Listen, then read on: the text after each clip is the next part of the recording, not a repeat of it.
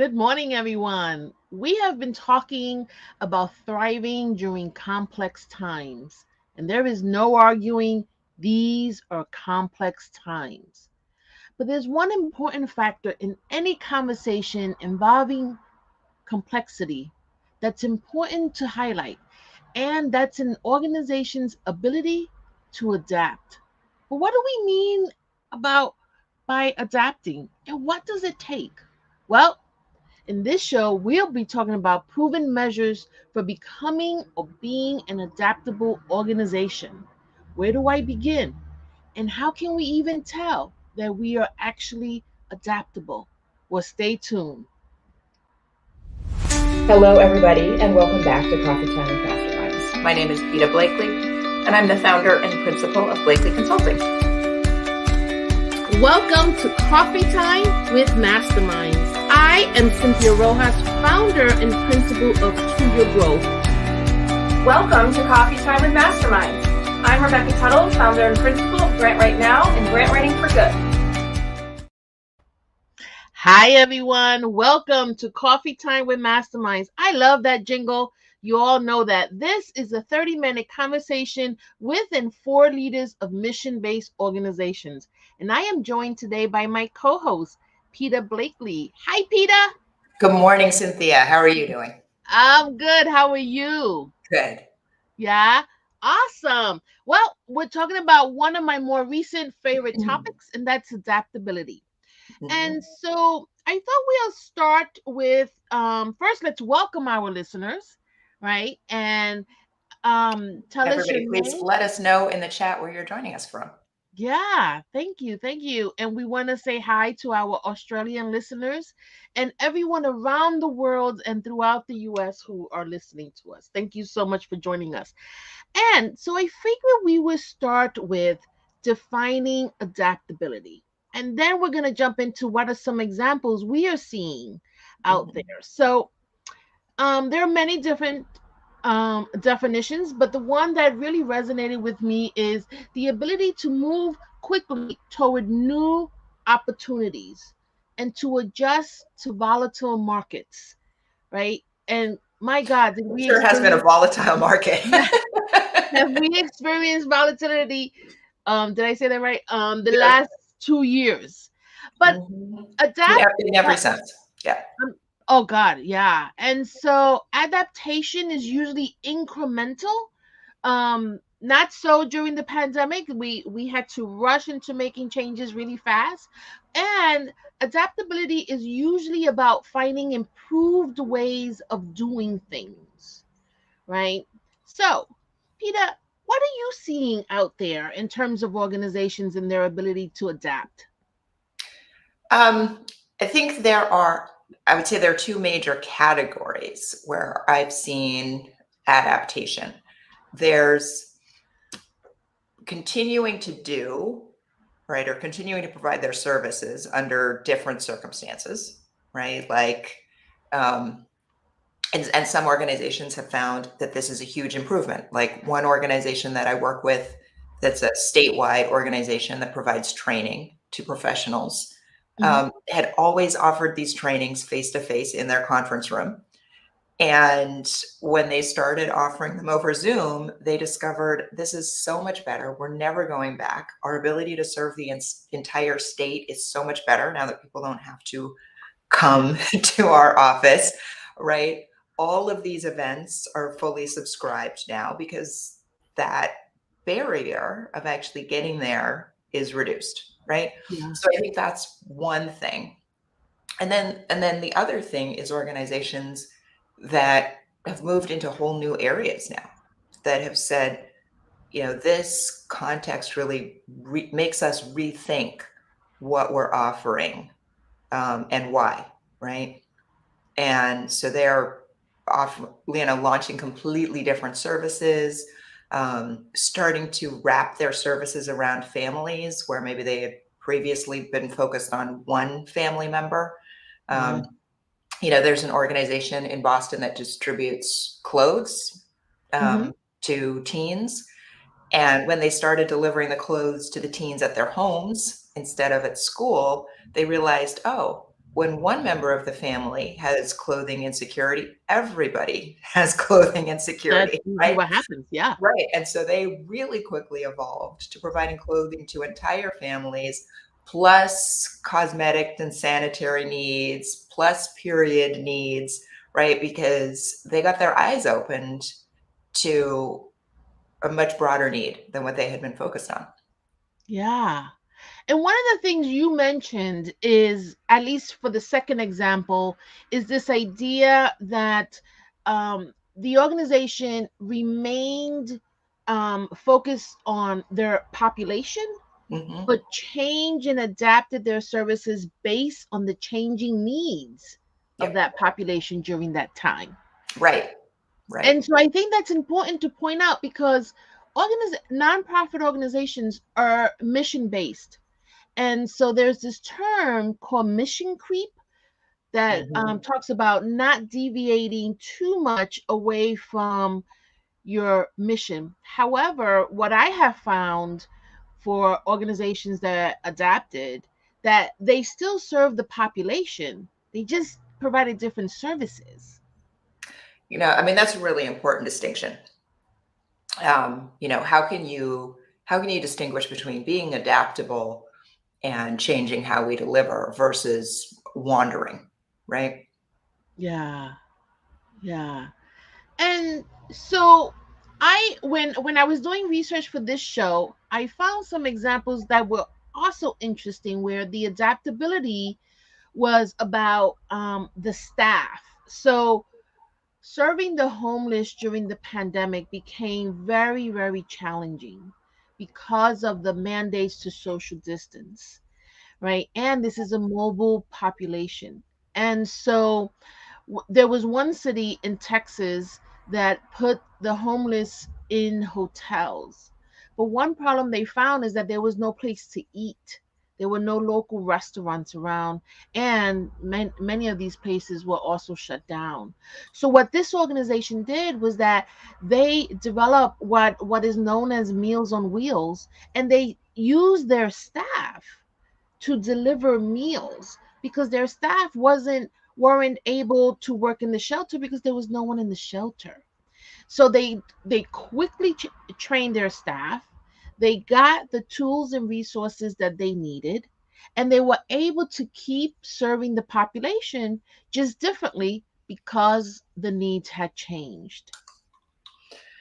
That requires some real, willingness on the part of the staff. What do you think they thought about Yes. that?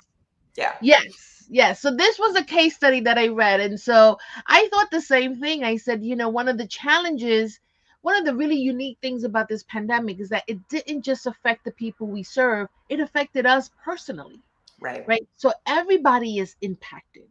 And so when you're in the industry to serve others, but there's a real health risk to that, there become some challenges. Hmm. Yeah. I know of another organization where this was a youth development organization, and we know that they really struggled because kids were mandated to stay at home. So they definitely weren't doing any after school activities. And this organization also wanted to stay true to their population and meet their needs of the population. So the population was really suffering economically. There was a high unemployment amongst the people that they serve, and so what they did was that they didn't offer after school programming, obviously, but they trained their staff to learn about what benefits people could be eligible for. They also opened a small food pantry, right? And so they were able to give out food, but also help families get benefits, especially families that were doing this for the first time.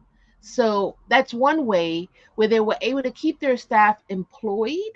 They were able to serve their families, but they adapted what they provided based on the needs of those families.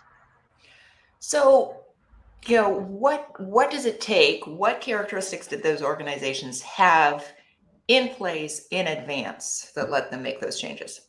Yeah. So this is also really interesting. Hands down, right? a lot of researchers talk about organizational culture. Do you have the culture that embraces adaptability, or even innovation? Sometimes we use those two words interchangeably. And so what that means is, are you a learning organization? Can you bring your staff together and create a safe space for them to wonder, for them to talk through and brainstorm solutions? Or do you have a culture that shuts people down, that doesn't take the ideas of the front desk person because you don't think that person brings value? So you use the word distinction, Peter, and so that's the word in my head right now.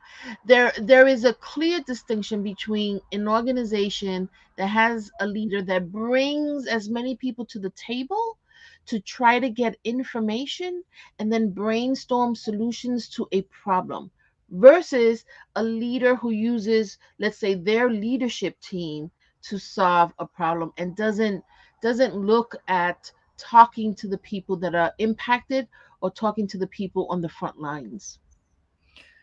So, I mean, these are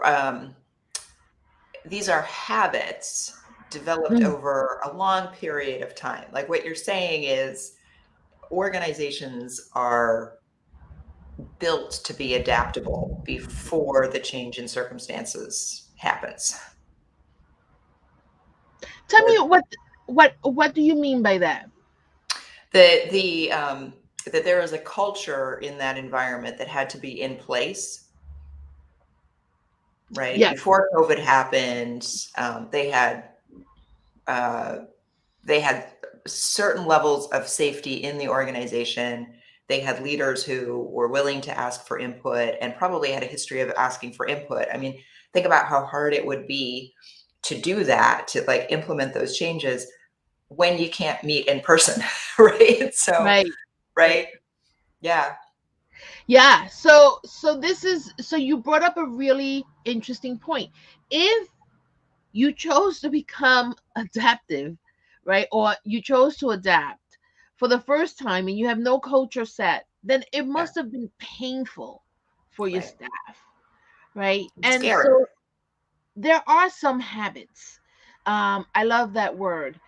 When leaders allow their staff to quote unquote self organize.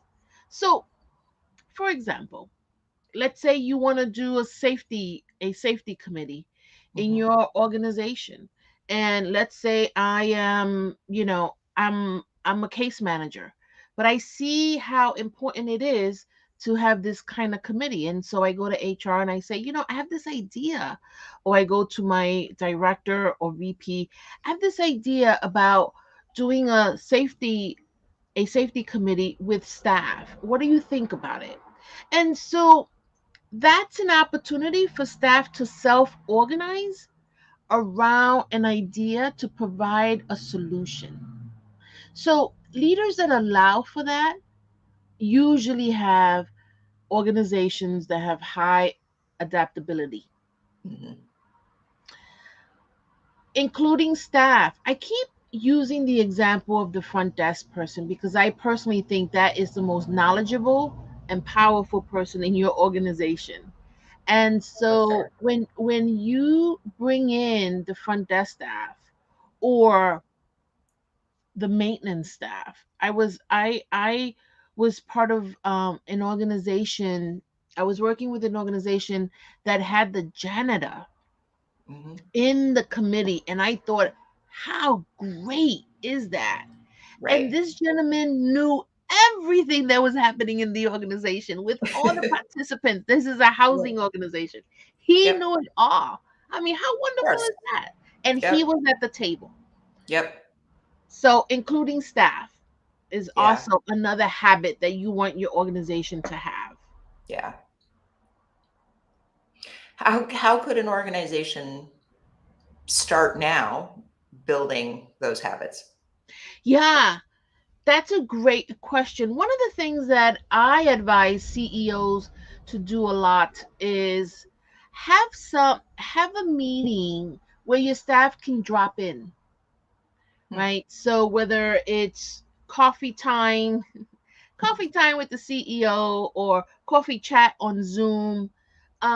Create some space for an informal gathering of staff.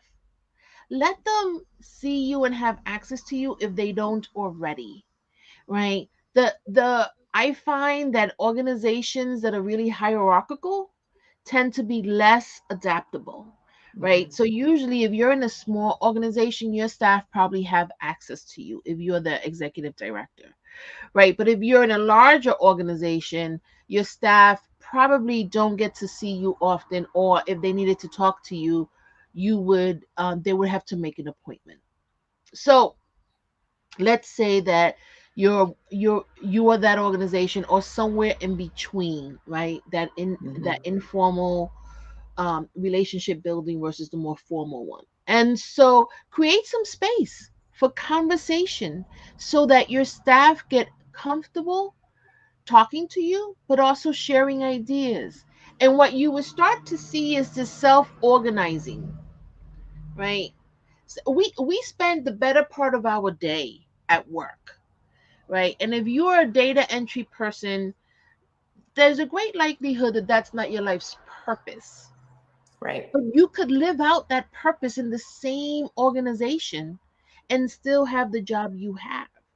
So leaders that give individuals purpose really would see a big change with their staff. You agree? I think yes, and this is potentially scary for organizations to think about, where people are doing a lot of roles or functions in the organization that aren't in their job description, right? That can be a little bit hard to manage, and it can. The concern that I think some people might have is, if that person leaves, how could I ever replace them, right? Yeah. Yeah. No, that's a big deal. And I have to tell you, when I work with organizations who have staff who say that's not in my job description, it says a lot about the culture Yeah.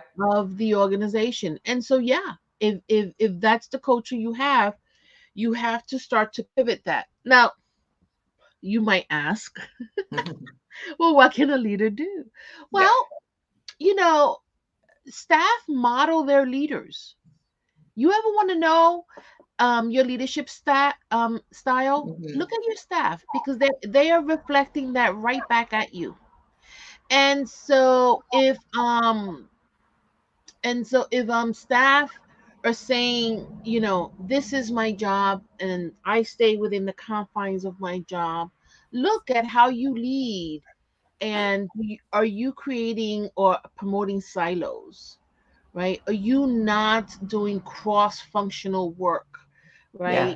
right? Do you only talk to IT when you have an IT issue? Can someone in the IT department serve on your strategic planning committee, Mhm. right? So really creating that cross-sectional work so that people again get to see that you you work with people throughout the entire organization, right? And you want to inspire people to really hone in on the skills that they want to use and create those opportunities.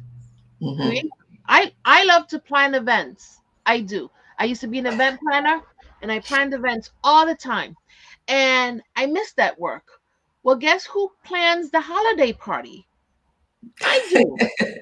Right? I Right. used to when I worked at a nonprofit, somebody was having a baby, I was planning it.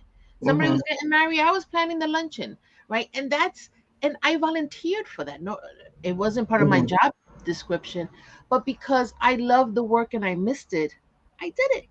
Yeah. So, how can an organization now, I think some organizations still feel like they're adapting to a new normal, right? Um, there are restrictions on how many people are coming into the office. In a lot of cases, half the staff have moved away and they're obviously never coming back to the office, right? Are there things that an organization should be trying to put into place now, while the culture is a little bit in flux, right? Are there things to think about or ways to incorporate different rituals into how they work together that might increase the adaptability of the organization going forward? Yeah. Well, one of the first things I would do is that I would create a committee to and give them a project and ask for volunteers, but run across various departments. Mhm. And so start behaving that way. And Zoom, people think that Zoom takes away that relational component, but I tend to disagree. There is a way, Zoom has been really good. I can't imagine going through this without Zoom. What would we have done? And so it's a great way to bring people together, right? You could have the committee. I would start with something informal, so not something so formal that it becomes stressful to someone's job. But what if you, as a leader, called a group of people together to think through a problem, right? And their job was not to do more work, but to advise you. I once had somebody tell me that their organization did a huge, huge transformation. Their mission, everything changed. Their focus on their work. And so I asked, how'd you do that? Right. And because they still had to do the work. It wasn't like they stopped and said, well, we're going to think about this for 6 months. But I They think that's still, really the key thing, right? We still have to do the work while we're planning the work. right, right. And so what the leader did is that they created a meeting and had advisors, and there was one rule: nobody walks away with more work to do. That meeting was about brainstorming. It was about getting the knowledge out of people's heads so Mhm. that they can begin to solve problems and pivot their organization. I thought that was great. She told me there was 100% attendance at that meeting all the time. No one dodged the meeting. Yeah, wow. I mean, with a guarantee like that, right? Right. Yeah. Yeah. Yeah. But I also want to mention, so there are some scales in the literature that Mhm. you could measure your organization's adaptability. And so I looked at those measures because I wanted to see what is it that they're looking for in terms of habits, right? Yeah. Or in terms of behaviors. And so I'll read some to you because this is interesting. So a couple of scales. I just Mhm. took some highlights. If your staff can answer positively to I am able to explore new ideas, you're probably an adaptable organization. I would be supported if I tried a new idea, right? So, like me, this thing about wanting to plan the party, right? Is that supported? I have the time to explore new ideas. So, this is interesting. How many organizations, Peter, do you work with that the staff tell you, I have no time for this? All of them. Yeah. Yeah, I mean, I think people are in so many organizations, people are, barely hanging on. yeah, And, um, and then we get into this vicious cycle of, if I need people to pay attention to a thing, then I have to call a meeting and have them pay attention to it during the meeting. And now people's entire day is meetings. Um, and they don't spend any time like imagining or visioning, you know? yeah, Yeah. yeah. So there's a real informal, this is contradictory, but an informal structure, right? So Mhm. there should be some structure to it, but making it informal, one, it reduces, the anxiety that naturally elevates when staff are given another task, Yep. right? But it also opens the space for creativity, right? So Mhm. if I'm under a lot of pressure, I'm probably not going to be as creative as I could be, right? So as a Yep. CEO or as an ED, think about creating informal spaces for conversations. Unless can we back back up a little bit and talk about why you might want to use a scale and right, and how you might want to use a scale. Because this is a measurement question. It's my favorite. I love it. I love it. Go Well, ahead. so first of all, let's say that like a scale generally means a set of questions, usually administered on some kind of survey, and usually scored with a Likert type uh, set of responses, right? So they might be like agree very strongly to disagree very strongly. There might, maybe 4 responses that you can assign numbers to, 1 to 4. And then what we do with those numbers is we either sum them or average them, right? So if there were 5 questions and each of them had 4 possible points, right, then my answers to all of these questions, right, would have 20 possible points. Now that value itself doesn't really mean anything. What it's good for is comparing yourself to yourself at a different moment in time.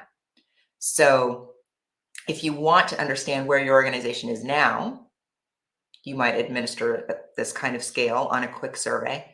And then if you implemented some of the changes that we've been talking about today, like coffee hours or, brainstorming meetings or allowing people more time to self-organize or things like that, then you might test again next year and see if it's making a difference, right? And that's the value of this kind of measure.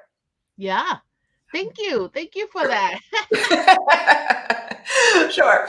I mean, it's the scales can be so disappointing because you do all of this stuff, you administer a survey and then you get back a number, right? 12. So what? Right. Right. So, right. Why would we want to do this is important. Yeah, to give numbers meaning, they have to be in relationship to something else. Right. Right. So 12, I love that. 12 is meaningless. It is meaningless.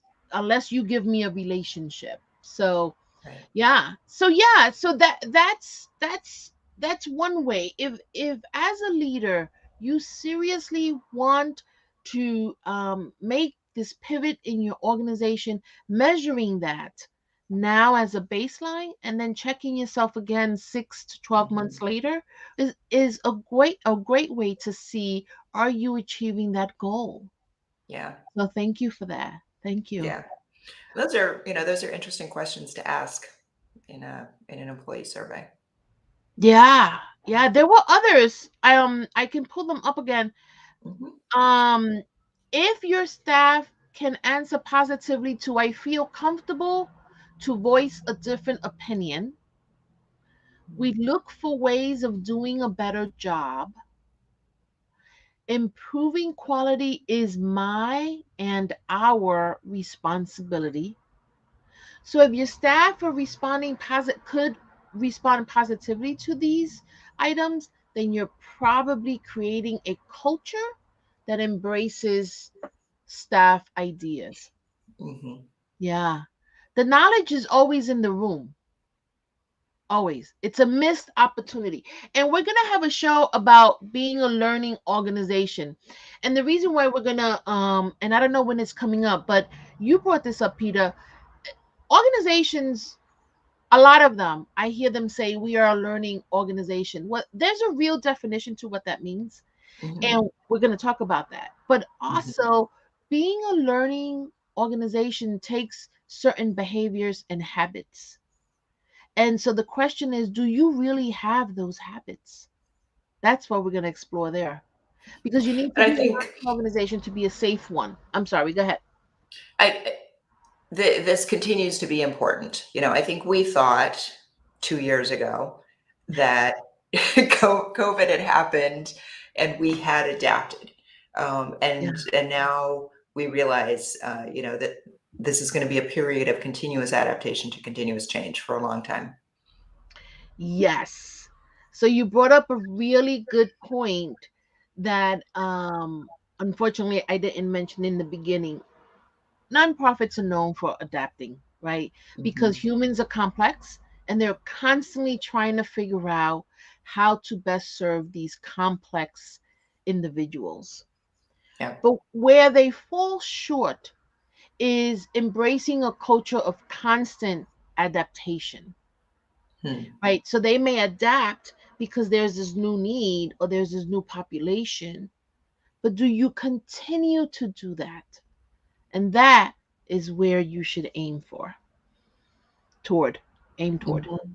All right, we are at the 30-minute mark. You know that I could have this conversation all day. I love Yeah. this topic, but we have to get on with our day. And I want to thank our viewers, and I want to thank you, Peter, for your Thank time. you, Cynthia. This has been I'll very, see very you. helpful and good stuff to think about. Have a Yes. good weekend, everybody. All right. Bye. Bye.